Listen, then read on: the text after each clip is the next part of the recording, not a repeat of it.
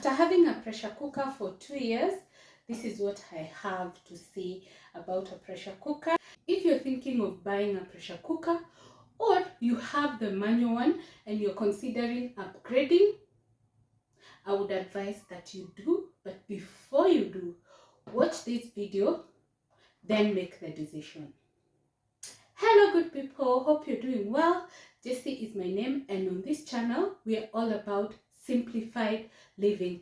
And if you're new to the channel, kindly consider subscribing. If you're returning, thank you so much for always coming back to watch our videos. Let's get to the video. What are the basic features of this Mika pressure cooker? You can use it to make broth or soup, meat stew, beans and lentils, chicken, egg. Then you can slow cook, you can delay your cooking, you can adjust your cooking, you can saute.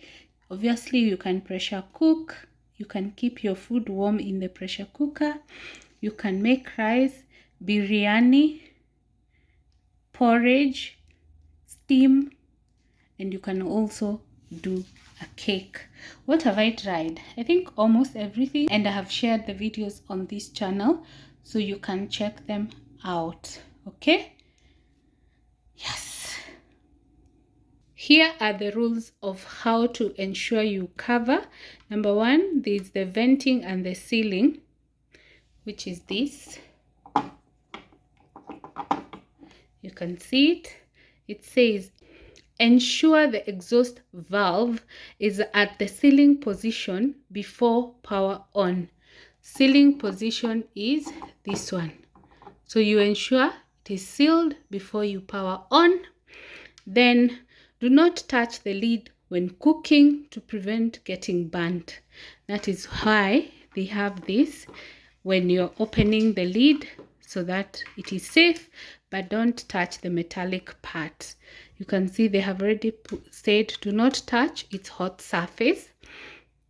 The next thing is do not cover the exhaust valve when cooking. This is the exhaust valve. Once you close it, make sure you leave it like that. I think maybe some of the pressure or the evaporation goes through these holes. Maybe that's why you don't have to close it.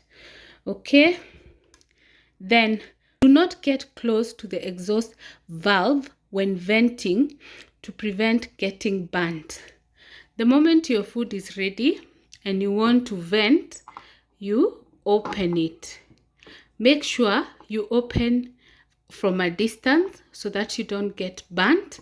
Otherwise, you might find yourself in the hospital. So remember, this gadget is very dangerous if misused, but it is amazing if properly used. Okay, so we do the next thing. Pull out the exhaust valve from lid, clean exhaust valve inside, venting hole and the float valve after every use. So this is detachable, by the way. Actually, what happened one time, you can see you can detach it, but make sure every time you detach it, you put it back. I can see it's actually dirty. I see my pressure cooker is dirty, so I'm going to clean it. Yeah, so make sure that you clean and return. The other time someone cleaned and didn't return, so I had to buy this one, and it didn't come cheap. I got it at 1500, by the way. Make sure that you're protecting your valve to not to lose it, and it would cost you more. And to my shock, we later found it behind somewhere, so I now have two, but it's fine. Yeah, okay, so that's the gadget. Let me know in the comments section your experience with your particular pressure cooker, electric in this case. If you'd like to know more about the manual one, I have done a comparison between this and the manual pressure cooker on this channel. I will link the video down below.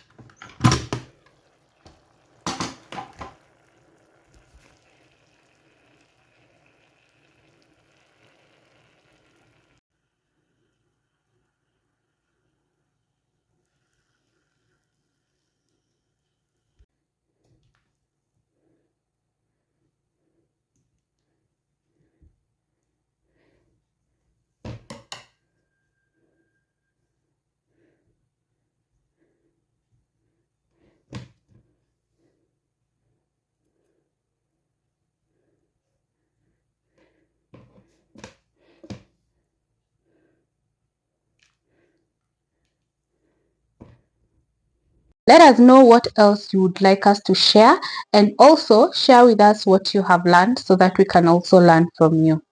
Thank you so much for watching this video. If you're new, kindly consider subscribing. If you're returning, thank you so much for your continued support. We value you. See you on the next one. Bye.